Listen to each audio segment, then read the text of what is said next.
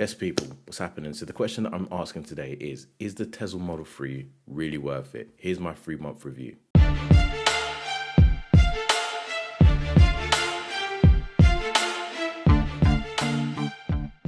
Those of you know, have previously had electric cars. I had a BMW i3, which was relatively small.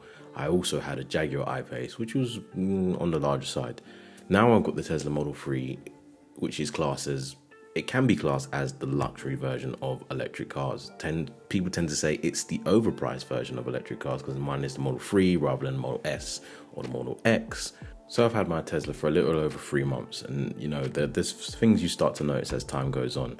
For example, the charging times. So charging times is very, very different compared to my BMW i3 or even the Jaguar I-Pace. In my BMW i3, it usually used to take 20 to 25 minutes to fully charge and be ready to go, whereas in the Jaguar I-Pace, it would take an hour and 45 minutes. But in the Tesla Model 3, which has the larger battery, it actually only takes 45 minutes to get me to 90%. So when I first got the car, I was advised you should never charge the car to 100%. It's not good for the battery life, blah, blah, blah, blah, blah. I don't ever do that. I charge it only to 90% every time I charge. I charge it like maybe once every 2 weeks, maybe. Yeah, very rarely I charge my car, but on a fast charger on the Polar Plus network, or now it's called BP Pulse, I think. On BP Pulse network, it takes me roughly 40 to 45 minutes to fully charge to 90%, which is quite impressive actually. It gives me 200 and odd miles, so I can go pretty far with it. I mean, I don't really like long distance driving, and if I don't have to do it, I won't. But if I want to do it, I have the range to do it. Whereas in the BMW i3, I think the maximum miles I was getting is probably about 80 miles on a full charge of 100%, which is not a lot, trust me. It can be difficult when you've got to charge 2-3 times a week, especially when it kicks into winter time. The winter battery on a BMW i3 is the worst. However, on the Tesla Model 3, it seems to be pretty promising at the moment.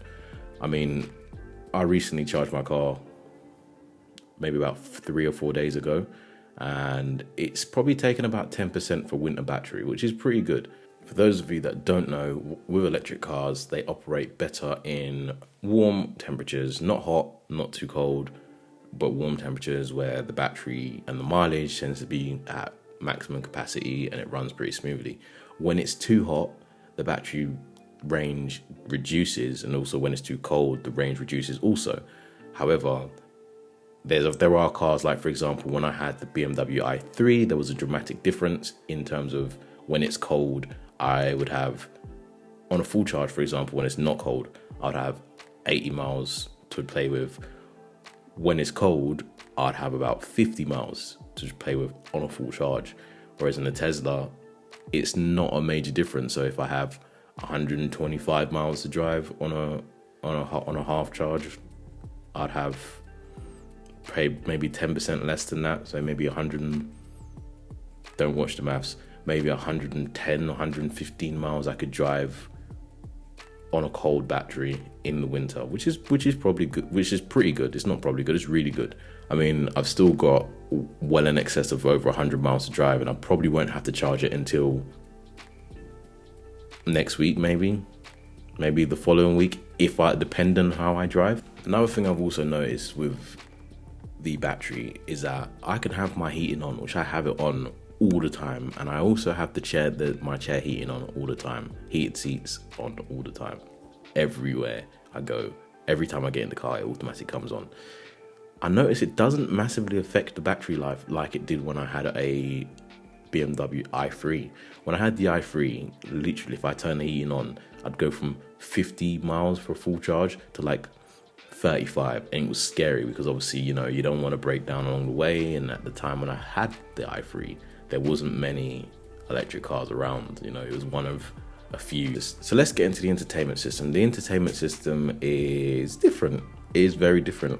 I mean, I'm used to more screen real estate with having the screen on top of the steering wheel, we have the little radio looking monitor, or even in the i3 we only had a little tiny monitor, and you had the little swivel to control the actual screen.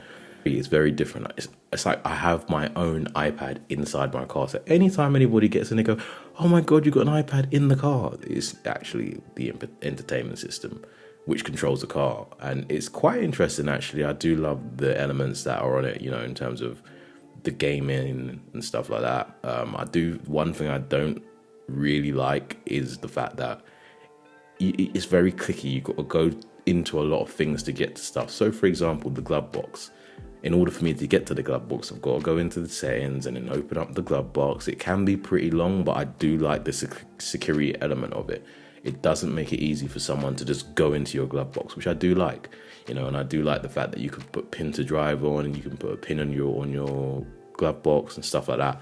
It's a very nice touch. What does slightly disappoint me is the fact that it's not compatible with Apple products. So, for example, it doesn't have Apple CarPlay. It runs off of Spotify. So if I want to use Apple Music, it's very hard for me to navigate through the songs without me having to ask Siri to change the songs or find a song for me, because Tesla in general is a Spotify car, and I don't use Spotify unless I'm listening to podcasts. I love the fact that you have Netflix on there. So if I do pull up and I do get bored and I don't fancy gaming for the day, I can just sit and watch Netflix, or I can even log into my Twitch and watch my own Twitch videos or watch other guys play on Twitch.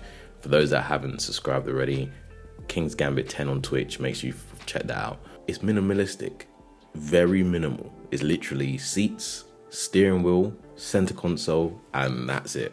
There's absolutely nothing else. I mean, which is pretty cool. It seems very weird when I go in other cars now, because obviously I'm used to just having a chair and a steering wheel and that's it. But it is very nice, and I like the way that they've moved forward with the times, and they've got rid of all the clunky buttons and everything that's always around in cars.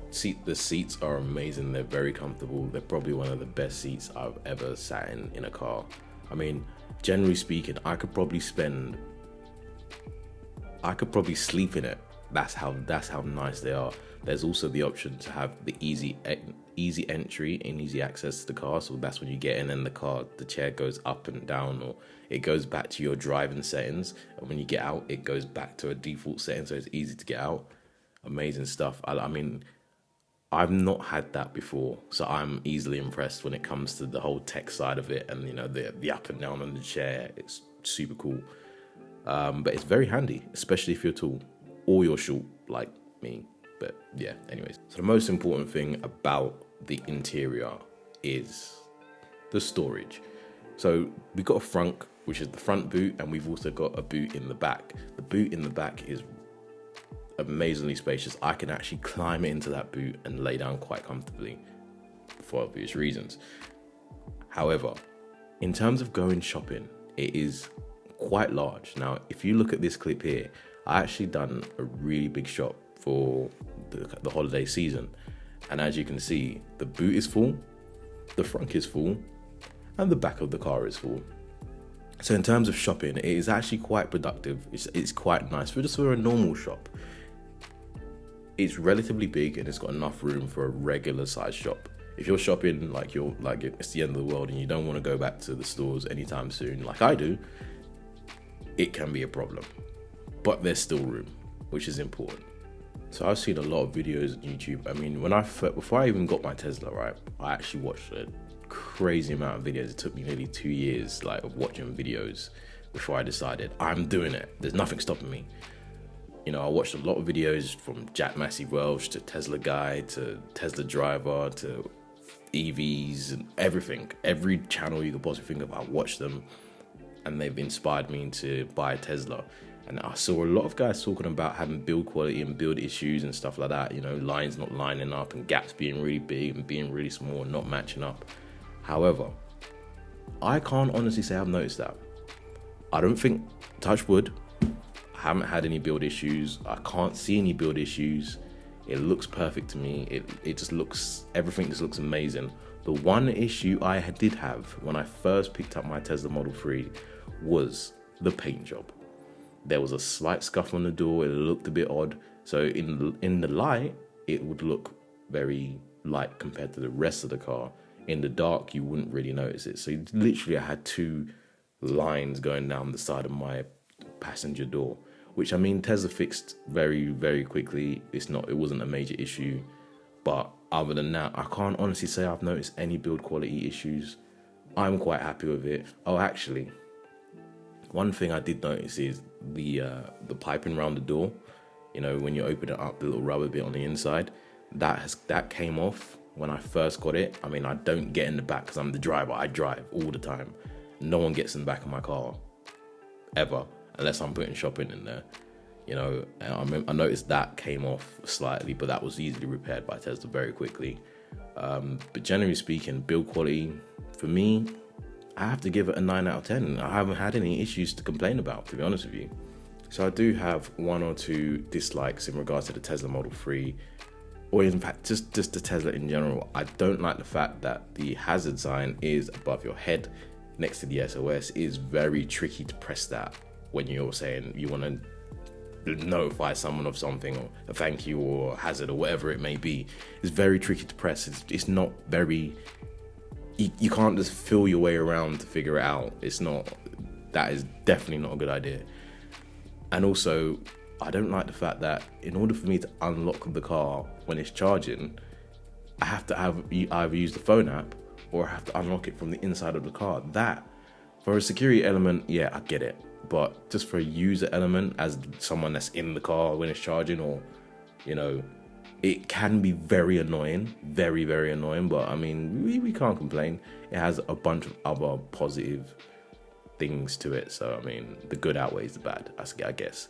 One of my favorite points of the Tesla Model 3 is the ceiling. The inside, the roof inside, I love the fact that it's panoramic. You can see through it, you can see everything, and it looks amazing in the daytime. At night, not so much, because there's not really much to see, but during the day, amazing stuff. I think it's probably the best feature that I found in the car. Like, I think outside of everything else, you know, the self-driving, the autopilot, the screen, the farting emissions game thing that's on there, I think the best thing on there for me so far has to be that pano ceiling. Definitely recommend that to anybody that's ever buying any car. Try and get yourself a pano ceiling. I recommend. So the question still remains: is the Tesla Model 3 worth it? Well, for me personally, I would say yes. I do think it's worth it. I mean, however, you drop the price a little bit. You know, no one ever complains about something being a little bit cheaper than normal. So if you drop the price, perfect. If not, I would say it's still definitely a good car to have, and it definitely matches. I wouldn't say it completely matches expectations, because obviously the Tesla Model S is so much better than the Model 3, and then the X is just the GOAT of Teslas. But it is a nice car, and it is a nice I would say, here we go, it's an introduction to Tesla. That's what it is. It's a nice introduction car to Tesla, but it's a nice luxury electric car compared to the I-Pace, which, yeah, and the BMW i3, which was a nice introduction to electric cars. See, you see the difference: introduction to electric and introduction to luxury electric. Yeah, that's where we're at now. Anyways, I hope you enjoyed the video. More to come on the Tesla. Remember, if you want to buy a Tesla, use my Tesla code, my Tesla referral code, which will be down in the description. Love and guidance. Thanks for watching.